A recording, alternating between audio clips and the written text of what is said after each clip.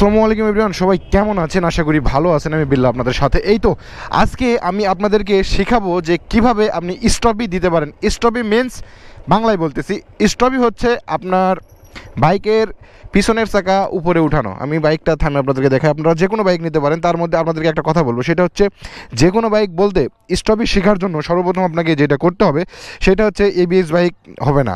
এক নম্বর কথা, ABS bike আপনারা পারবেন না। এবিএস বাইক দিলে এবিএসের জন্য আপনার পিছনের চাকাটা উপরে উঠবে না, সামনের চাকাটা ব্রেক করলে।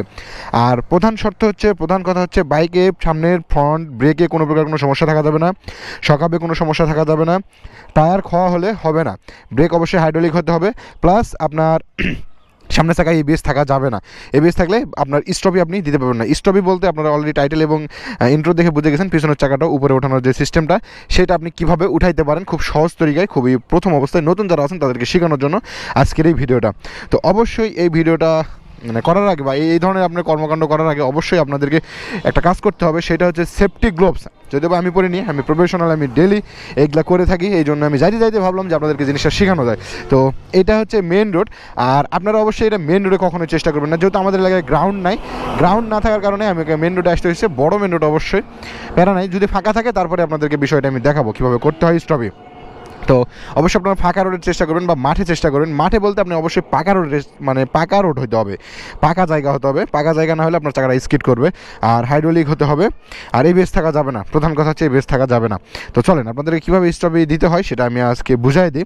সর্বপ্রথম আপনাদেরকে যেটা শেখাবো সেটা হচ্ছে অবশ্যই ব্রেকটা ভালো হতে হবে, আপনার হ্যান্ড গ্লোভস এবং safety gear, helmet, shoe, A to Z থাকতে হবে, মাস্ট বি থাকতে হবে, নয়তো আপনি স্টপি করতে পারবেন না। করলে আপনার পড়ে গেলে প্রবলেম হয়ে যাবে ভাই, বুঝতে পেরেছেন? তো বিপদসীমা, এটাকে বলা হয় বিপদসীমা একটা স্ট্যান্ড, বিপজ্জনক স্ট্যান্ড আর কি। এই স্ট্যান্ডটা হচ্ছে বিপজ্জনক একটা স্ট্যান্ড, কারণ এই স্ট্যান্ডটা হচ্ছে পিছনের চাকা যখন উপরে উঠে যায় তখন এটা কন্ট্রোল করা খুবই ডিসব্যালেন্স হয়ে যায়।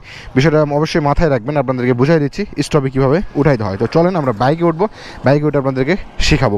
সামনে টায়ার অবশ্যই ভালো হতে হবে। কী ভালো হতে হবে অবশ্যই আপনাদেরকে বললাম, এই জিনিসটা মাথায় রাখেন। আর দেখেন, আপনি সাধারণ একটা বাইক নিয়ে নেবেন, যেটা থাকার দরকার সেটা থাকতে হবে। যেমন হাইড্রোলিক থাকতে হবে, শক ভালো থাকতে হবে, ব্রেক অবশ্যই ভালো থাকতে হবে। এবিএস ব্রেক হলে হবে না, আগেই বলে দিচ্ছি, হবে বাট আপনার এগুলা বাইক আপনি নতুন অবস্থায় পারবেন না। তো দেখেন, সর্বপ্রথম স্টপে ওঠানোর জন্য আপনারা বাইকটা সুন্দরভাবে চালাবেন। সুন্দরভাবে চালাইতে চালাচ্ছেন আপনার বাইকটা 1 থেকে একবারে কত গতি নেবেন জানেন? আমার পিছনে ক্যামেরাম্যান আছে, ওইখানে আমি ক্যামেরাম্যানকে বলে আসছি আমার ভিডিও ধারণ করার জন্য। আমি অবশ্যই ইশারা দিয়ে বলে দিচ্ছি। দেখেন, আমি আপনাদেরকে বলি, একটা প্রথমে দিয়ে দেখাচ্ছি। অবশ্যই ফ্রন্ট ক্যামেরাতে আপনারা দেখতে পাবেন, মোবাইলে ক্যামেরাতে দেখতে পাচ্ছেন। দেখেন, দাঁড়ান আমি যাই। প্রথমে আপনি এরকম একটা স্পিড উঠে নেবেন, কত 60 উঠুক আগে, যে রাস্তাতে গ্যাঞ্জাম, 60 উঠে নিলাম। দেখেন, এখন ব্রেক ধরবো,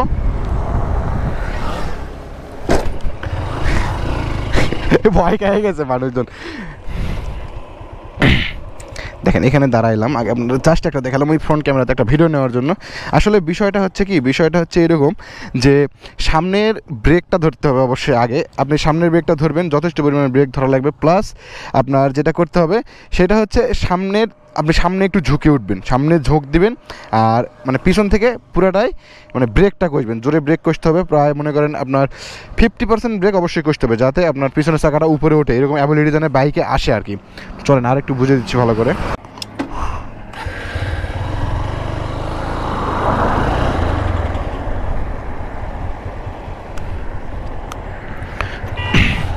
এখন আপনাদেরকে শিখিয়ে দেই, আপনারা অবশ্যই একটা ভিডিওতে দেখলেন, এবার আপনাদেরকে বুঝাই দিচ্ছি। প্রথম অবস্থায় আপনাদেরকে এই যে একটা এরকম চাড়া দিতে পার, পিছনে ট্যাঙ্কের দিকে একটু সরে আসবেন, আর অবশ্যই ব্রেকটা এভাবে কষে ধরবেন। আর বেশি কষে ধরবেন না, একবারে বিপদসীমার বাইরে চলে গেলে সামনের দিকে পড়ে যাবেন আর কি।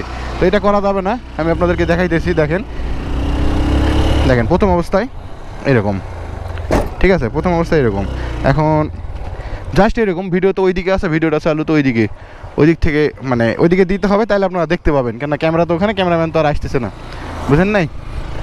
চলেন আপনাদেরকে দেখাইতেছি। ওইখানে গিয়ে ফাঁকা আছে না, ফাঁকা নাই। এবার দেখাই, আমার ক্যামেরাম্যান ওখানে রেডি।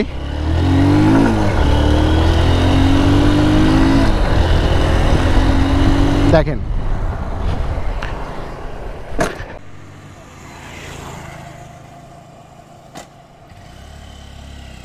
দেখছেন এইরকম হবে আপনার স্টপে আর কি। আচ্ছা তারপর দেখা যাচ্ছে আরেকটা নাও আপনাদেরকে বিষয়গুলো বুঝে দিচ্ছি। আমি ব্রেকটা কতটুকু কষতেছি দেখেন, এতটুকু ব্রেক কষতেছি, প্লাস আমি নিজের ঝুলটা সামনের দিকে দিচ্ছি। আপনারা অবশ্যই নিজের ঝুলটা সামনের দিকে এরকম করে দিবেন, মানে এই যে একটা চাপ, মানে এই যে একটা সামনে একটা ঝুল দেওয়ার বিষয় আমি বুঝে দিচ্ছি দেখেন, এই যে আর ব্রেকটা অবশ্যই কষতে হবে এরকমভাবে, আর আপনি সামনের দিকে ঝুঁকে যাবেন। বিষয়টা মনে রাখবেন। প্রথম আপনারা যেভাবে চেষ্টা করবেন সেভাবে দেখিয়ে দিচ্ছি। প্রথম চেষ্টা কীভাবে করতে হয়, প্রফেশনাল হলে লং স্টপে কীভাবে করতে হয় এই জিনিসটা মাথায় রাখেন। এটা ঝুঁকতেছে বাইকে দেখেন। এবার ক্যামেরাতে খেয়াল করবেন আপনারা, আমি ভয়েস দিচ্ছি আমার ক্যামেরাতে, লাগাও দেখেন 50-60 উঠাই নিচ্ছি। এইভাবে আপনাদেরকে স্টপই করতে হবে, বাইকের পিছনে উঠাইতে হবে। আপনারা মোবাইলে করেছি তো, আর এখানে ক্যামেরাটা আমার মুখের কাছে রাখছি যাতে আপনারা বিষয়টা বুঝতে পারেন আর কি। এই বিষয়টা বোঝানোর জন্য আপনাদেরকে বিষয়টা আমার দেখানো। এরপর হুইলি দেখাবো ইনশাল্লাহ। চলেন হুইলিও হবে, এটা আগে শেষ করি তারপর হুইলি হবে।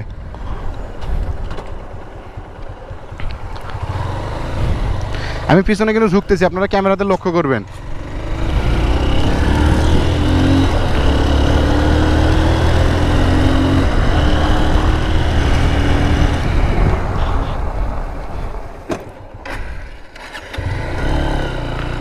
দেখলেন তো এরকমভাবে স্টপে উঠাইতে হয় এই আর কি। আচ্ছা ভাই ঠিক আছে, নেন। স্টপে দেওয়ার জন্য অবশ্যই এয়ার প্রেশারটা কিন্তু কম রাখতে হবে, সেটা আগে বলি। স্টপে দেওয়ার জন্য এয়ার প্রেশার কত রাখতে হবে, যেমন আপনার বাইকে যদি থাকে 30 থেকে 35। ভাই সামনের ব্রেকে সামনের টায়ারে কত থাকে হাওয়া? 25 থাকে, তাই না? মানে এমনিতে কোম্পানি ক্লাইম করে 25, তাই না?